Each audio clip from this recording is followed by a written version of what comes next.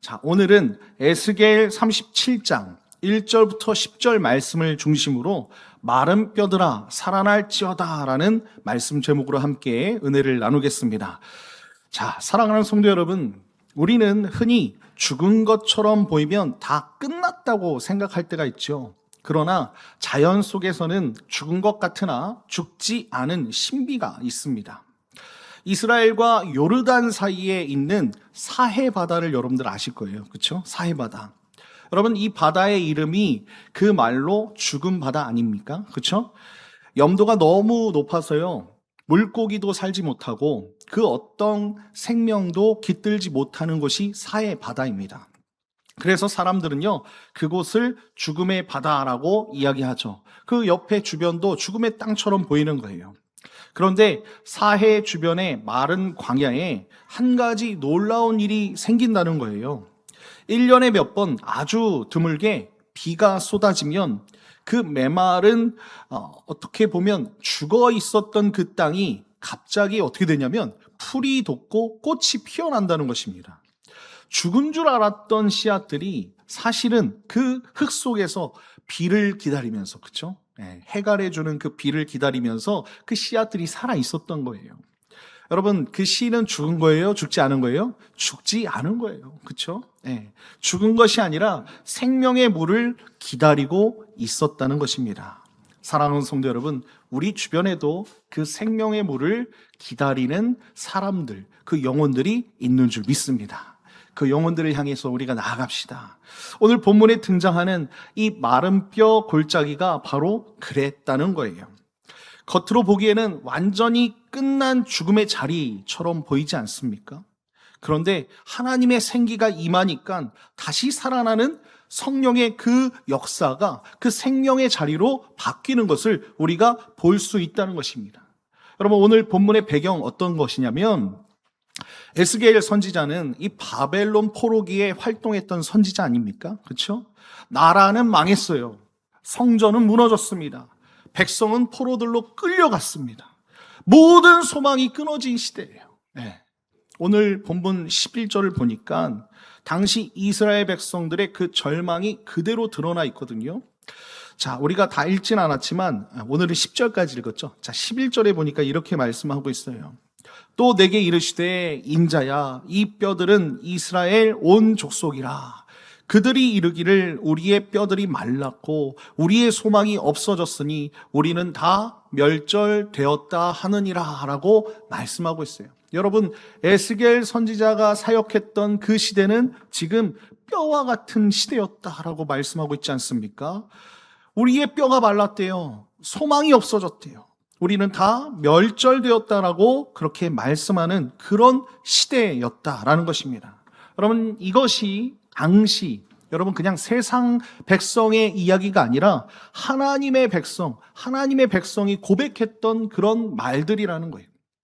살아 있으나 죽은 것 같은 소망이 끊어진 상태를 말한다는 것입니다.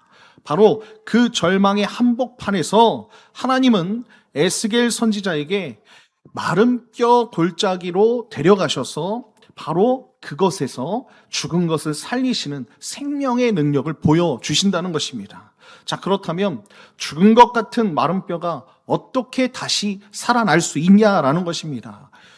오늘 첫 번째입니다. 마른 뼈는 죄로 죽은 우리의 현실을 우리에게 보여주고 있어요. 자, 1절부터 3절을 우리 다 같이 한번 읽어보겠습니다. 시작. 여호와께서 권능으로 내게 임재하시고 그의 영으로 나를 데리고 가서 골짜기 가운데 두셨는데 거기 뼈가 가득하더라.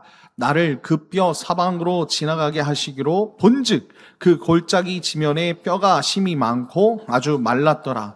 그가 내게 이르시되 인자야, 이 뼈들이 능히 살 수 있겠느냐 하시기로 내가 대답하되 주 여호와여, 주께서 아시나이다 라고 말씀하는 것을 볼 수 있습니다. 사랑하는 성도 여러분, 하나님께서 에스겔 선지자를 데려간 곳이요, 그 마른 뼈가 가득했던 골짜기예요. 2절을 보니까 뭐라고 말씀합니까? 심이 많고 아주 말랐더라 라고 말씀하고 있는 것입니다. 여기서 우리가 주목해야 할 것이 있어요. 아주 말랐더라라는 말씀이에요. 살이 조금 붙어 있는 것도 아니고요. 죽어 아직 온기가 남은 것도 아니고 살도 없고 힘줄도 없고 물기도 다 사라진 아주 바싹 마른 그런 뼈였다는 것입니다. 죽은 지 오래되어 회복의 가능성이 조금도 보이지 않는 그런 완전한 죽음의 상태를 지금 보고 있다는 거예요. 사랑하는 성도 여러분, 이 마른 뼈가 누구라고 했어요? 아까 이스라엘 백성들이라는 거예요. 그렇죠? 이스라엘 백성들. 저는 우리가 주변에서 봐야 할 그런 하나님 없이 사는 영혼들이 이 영혼들이 아닐까라는 생각을 합니다. 1차적으로는요, 오늘 본문의 말씀 속에서 소망이 끊어진 이스라엘 백성이라는 거예요. 네, 하나님의 백성도 소망이 끊어지면 이 마른 뼈와 같다라는 것입니다.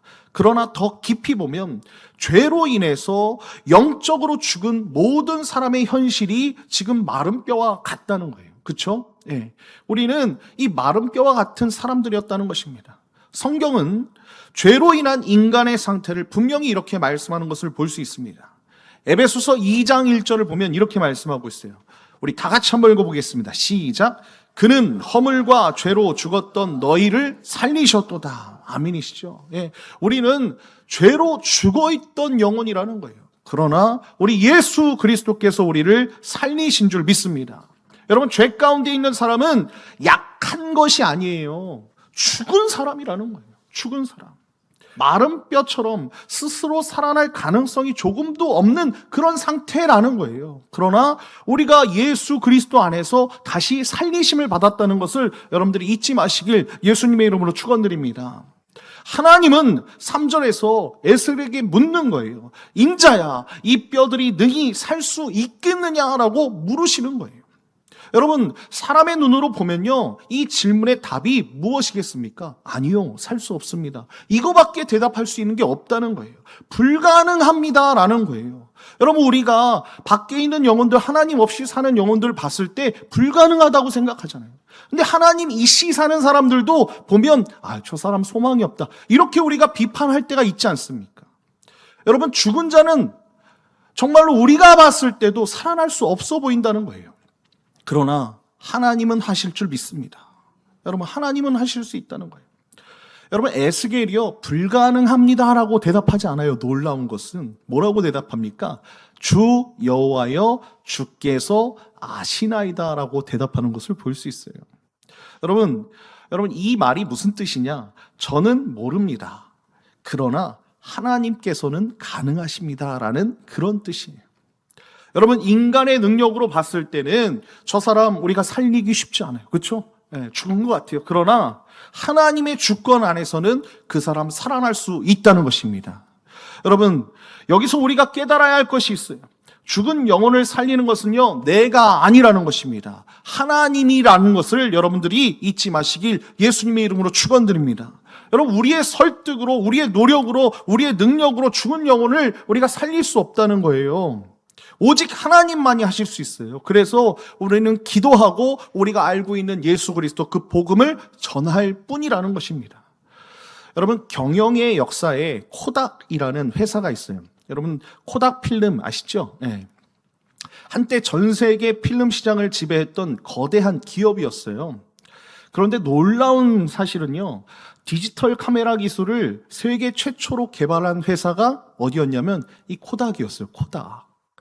그런데 이 코닥은요, 이 기술을 손에 쥐고 세상을 바꿀 이 생명 같은 기술을 쓰지 않았다는 것입니다.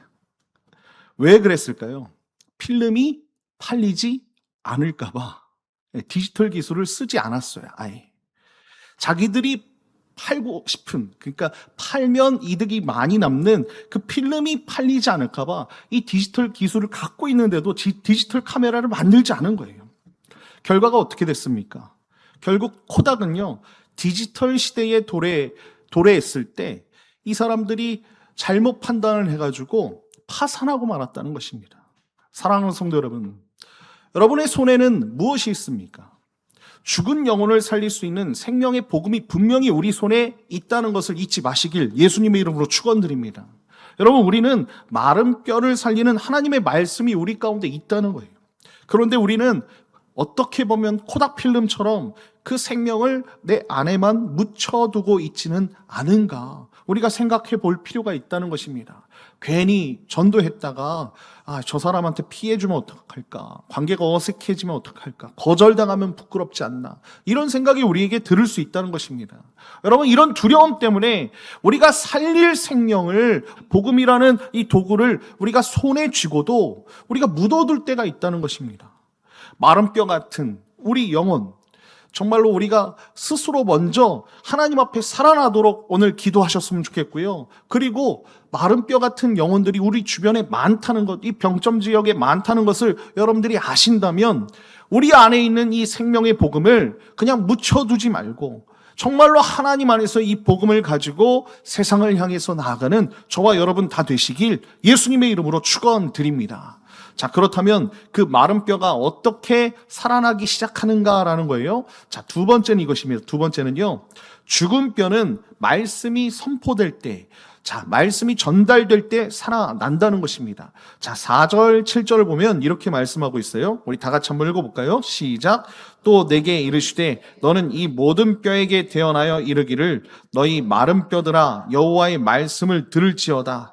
이에 내가 명령을 따라 대언하니 대언할 때에 소리가 나고 움직이며 이 뼈 저 뼈가 들어맞아 뼈들이 서로 연결되더라. 아멘. 자, 오늘 말씀을 보니까 4절에서 우리 하나님께서 에스겔 선지자에게 명령을 하세요. 너는 이 모든 뼈에게 대언하여 이르기를 너희 마른 뼈들아 여호와의 말씀을 들을지어다 라고 이렇게 말씀을 하라는 거예요. 자, 여러분, 이것이 정말로 생각해 봤을 때 조금은 이상한 명령일 수 있어요.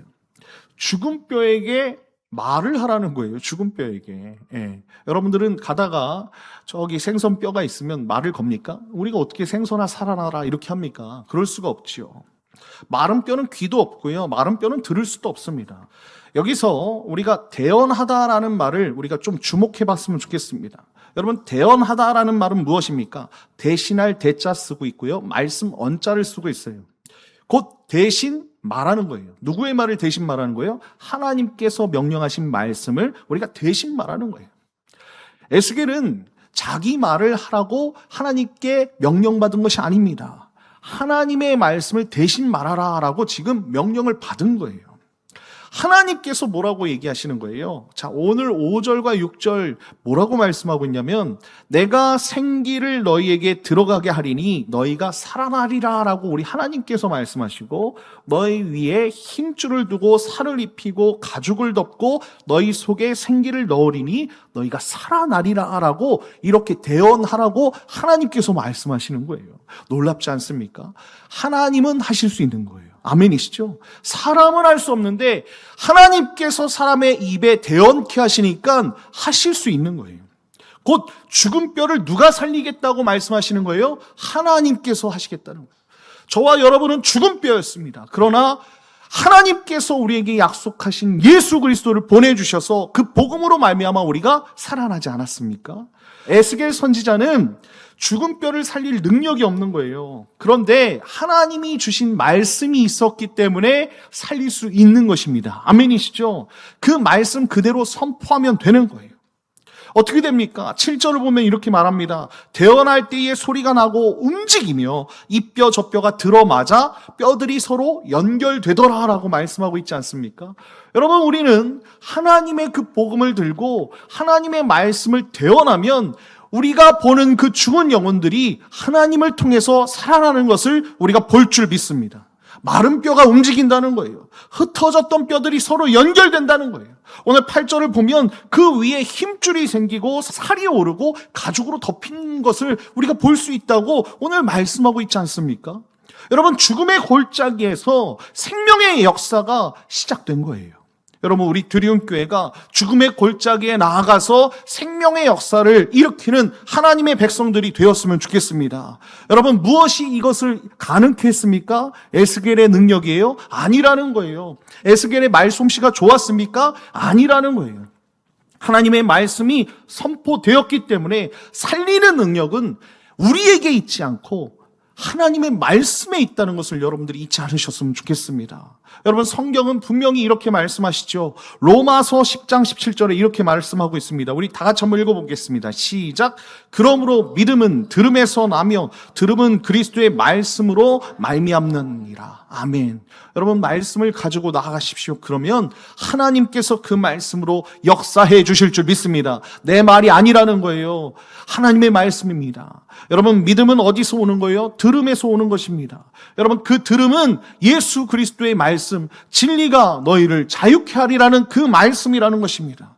여러분, 죽은 영혼을 살리는 것은 우리의 화려한 논리나 말솜씨가 아니라는 것입니다. 선포된 하나님의 말씀이 우리 가운데 있어야 된다는 거예요. 그래서 제가 여러분들 말씀 전할 때 성경 많이 띄우지 않습니까? 꽤나 많이 띄워요. 저는 제 말보다는 하나님의 말씀이 더 중요하다고 느낍니다. 여러분들도 그렇지 않습니까? 하나님의 말씀이 온전히 선포될 때 우리가 살아나는 줄 믿습니다. 내가 그 사람을 설득하는 게 아니에요. 그 마른 뼈에게, 그 영혼에게 예수 그리스도께서 당신의 구원자이십니다라고 우리가 선포하면 여러분, 복음은 변화시키는 힘이 있는 줄 믿습니다.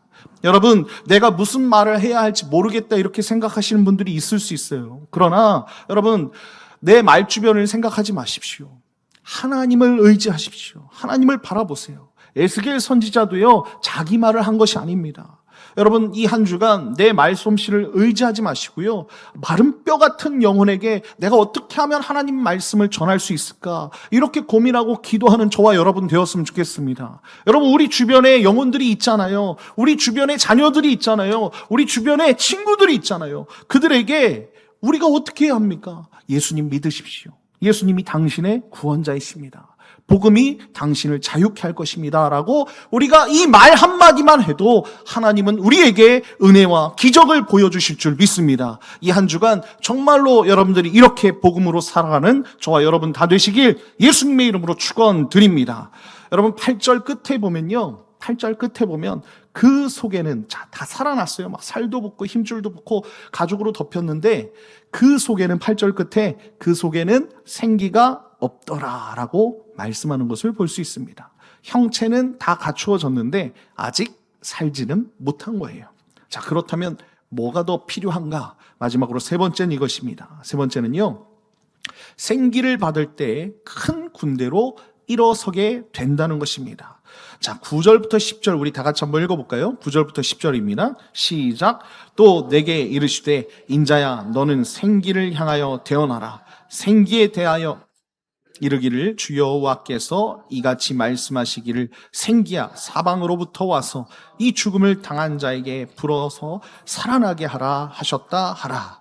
이에 내가, 다 같이 시작. 이에 내가 그 명령대로 대언하였더니 생기가 그들에게 들어가매 그들이 곧 살아나서 일어나 서는데 극히 큰 군대라. 아멘.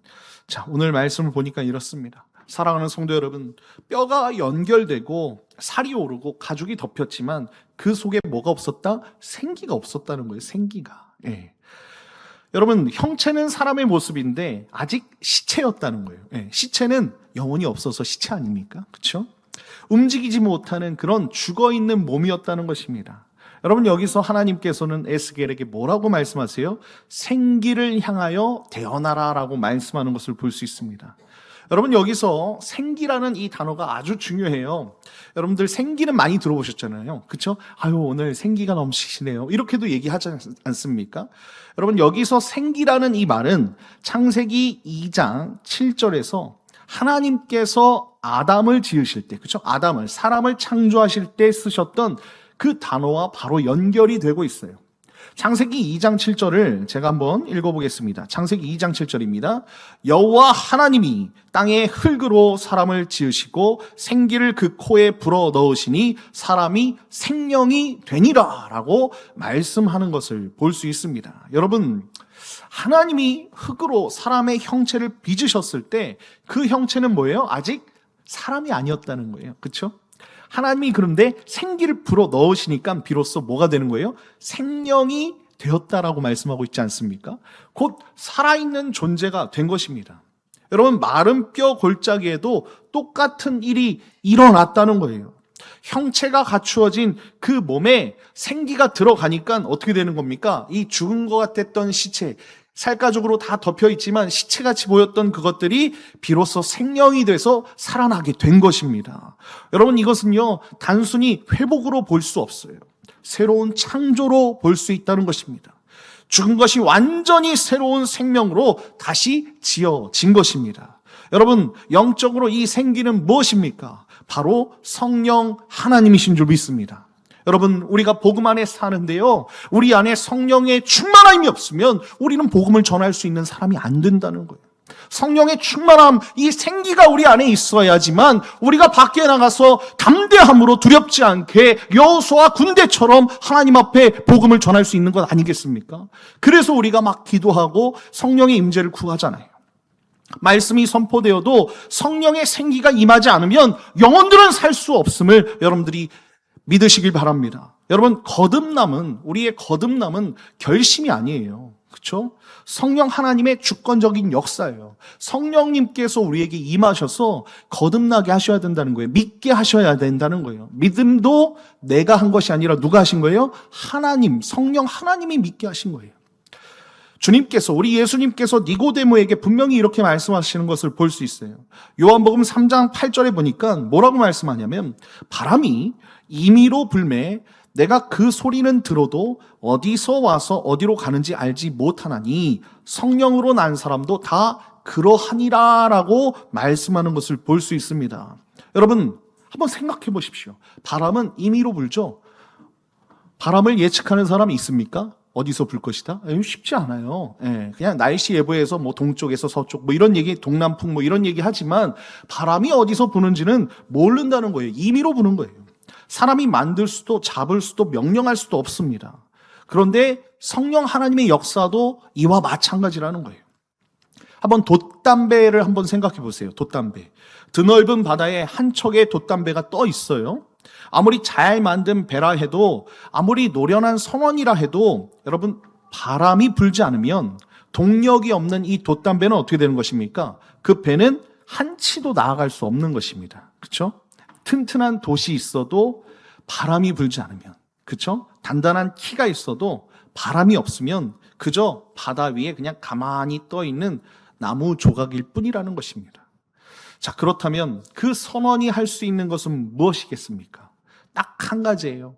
돛을 활짝 펼치고 바람을 뭐 해야 돼요? 기다리는 수밖에 없는 거예요. 여러분, 바람은 여러분 생각해 보십시오. 사람이 만들 수 없습니다. 바람은 불고 싶은 대로 부는 거예요. 그러나 바람이 불 때 그 바람을 받을 준비가 된 돛만이 배를 움직일 수 있게 된다는 것입니다. 여러분, 절망에 빠져서 돛을 펼치지 않으면 그 배는 움직일 수 없다는 거예요. 여러분, 전도도 바로 그와 같습니다.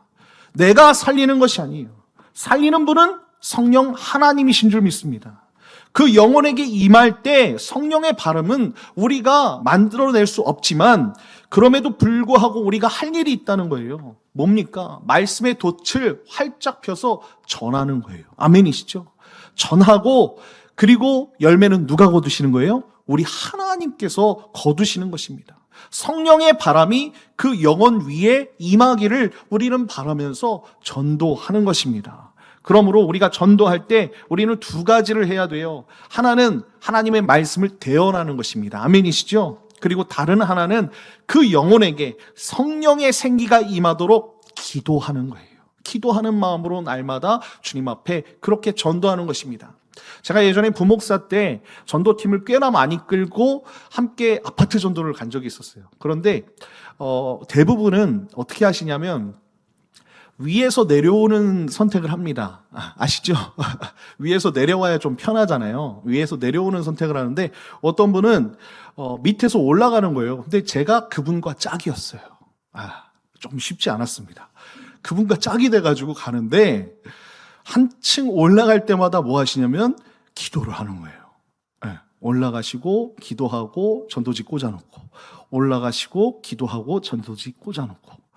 야, 그거를 18층, 요거 아닙니다. 18층까지 하는데, 와, 장난이 아니더라고요. 제가 그 권사님 잘못 만났다 이렇게 생각했어요, 처음에는. 그런데 나중에 교회에 와서 돌아오니까 와, 그것만큼 좋은 운동도 좋지만 이거 이렇게 제가 기도하고 꽂고 하는 것을 본 적이 거의 없거든요. 어떤 분들은 이렇게 하세요. 올라가서 내려올 때 신문 배달원처럼 확 뛰고 꽂고. 제가 청년 때 그랬거든요. 청년 때. 그런데 그분은 좀 달랐습니다. 사랑하는 성도 여러분, 하나님의 생기, 그 성령이 임할 수 있도록 우리는 기도할 뿐이에요. 기도할 뿐. 그리고 그 바람을 누가 불어주시는 거예요? 하나님이 불어주시는 거예요. 하나님이 불어주시도록 여러분들이 기도하시기를 예수님의 이름으로 축원드립니다. 우리는 씨를 뿌리고 물을 주지만 자라게 하시는 분은 하나님이시라는 거예요. 우리는 돛을 펼치지만 바람을 일으키시는 분은 성령 하나님이시라는 것입니다. 그리고 생기가 들어가면 어떻게 됩니까? 오늘 10절 보니까 이렇게 말씀하고 있어요. 그들이 곧 살아나서 일어나 서는데 극히 큰 군대더라라고 말씀하는 것을 볼 수 있지 않습니까? 여러분, 마른 뼈가 흩어져서 나뒹굴던 그 죽은 뼈들이 이제 일어난 거예요. 그리고 극히 큰 군대가 되었다는 것입니다. 이것이 전도, 복음의 능력인 줄 믿습니다. 한 영혼이 살아나는 것으로 끝나지 않는다는 거예요. 살아난 영혼들이 모여서 하나님의 군대가 되었다는 것입니다. 죽음의 골짜기가 무엇이 된 거예요? 생명의 군대로 가득 차게 되었다는 것입니다. 여러분 생각해 보십시오. 한국 교회도요, 한때는 마른 뼈 같았던 그런 영혼들의 모임이었어요. 아주 작았습니다. 한국 교회가 무슨 힘이 있었습니까? 그러나 말씀이 선포되고 성령의 역사가 일어나니까 한국교회가 부흥이 되고 오늘날 이렇게 살아나서 한국교회가 하나님의 군대로서 서 있는 것 아닙니까? 이 한 주간 말씀의 돛을 활짝 펼치고 성령 하나님의 그 바람을 구하면서 마른 뼈 같은 영혼들에게 복음을 전하시는 저와 여러분 다 되시길 예수님의 이름으로 간절히 축원드립니다. 결론입니다. 여러분, 의학에 심폐소생술이라는 것이 있어요. CPR, 여러분 많이 들어보셨죠? CPR. 심장이 멈추어 죽은 것 같은 사람을 만났을 때 구조자가 그 가슴을 압박하고 그 입에 자기 숨을 불어 넣는 것입니다. 그렇죠? 네. 생각해 보십시오. 멈춘 심장 앞에서, 그 사람 앞에서 그냥 안타까워하는 것이 아니라 자기 입을 그 입에 대고 자기 폐에 있는 숨을 그 폐 속으로 불어 넣는 것입니다. 그 호흡은 다른 누구의 것이 아니에요. 바로 구조자 자신의 숨이라는 것입니다.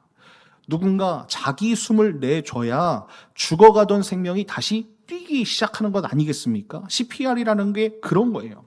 그런데 여러분, 한 가지 분명히 짚어야 할 것이 있습니다. 구조자가 자기 숨을 불어넣는다고 해서 그 사람을 살리는 것은 아니에요. 구조자는 다만 호흡을 전할 뿐이지 그 멈춘 심장이 다시 뛰게 하는 분은 누구십니까? 우리 하나님이신 줄 믿습니다. 여러분, 영적인 일도 똑같다는 것입니다. 우리가 복음의 호흡을 그 영혼에게 불어넣지만 살리시는 분은 내가 아니라 누구예요? 오직 성령 하나님이시라는 것을 여러분들이 잊지 마십시오. 여러분들의 자녀들에게, 여러분들의 가족들에게, 여러분들의 친구들에게 여러분들의 숨, 그 성령 하나님의 그 은혜, 그 복음을 여러분들이 전했으면 좋겠습니다. 이것이 우리에게 맡겨진 사명이라는 것을 여러분들이 잊지 마시고 주변을 돌아보시고 마른 뼈 같은 영혼들이 어디에 있나 여러분들이 확인해 보셨으면 좋겠습니다. 그 소망이 끊어진 이웃, 절망에 빠진 가족들, 복음을 알지 못하는 영적으로 죽어가는 저 영혼들 너무나도 많지 않습니까? 그러나 하나님께서 오늘 우리에게 이렇게 말씀하시는 거예요. 이 뼈들이 능히 살 수 있겠느냐? 그때 우리는 이렇게 고백하면 됩니다. 주 여호와여, 주께서 아십니다. 하나님이 하시면 가능합니다 라고 우리는 고백하며 주님 앞에 그 심폐소생술을 하는 아버지의 백성들이 되었으면 좋겠습니다. 마른 뼈 같은 영혼들 앞에 우리가 이렇게 고백했으면 좋겠어요. 예수 그리스도가 당신의 생명이 되어 주십니다. 아멘이시죠? 우리 한번 다 같이 따라해 봅시다. 예수 그리스도가 당신의 생명이십니다. 여러분, 우리가 전하는 이 복음의 그 호흡이 멈춘, 그 호흡이 멈춘 영혼들에게 그 심장을 다시 뛰게 하는 그 능력이 되게 할 줄 믿습니다. 이 은혜가 저와 여러분에게 가득 넘치길 예수님의 이름으로 축원드립니다.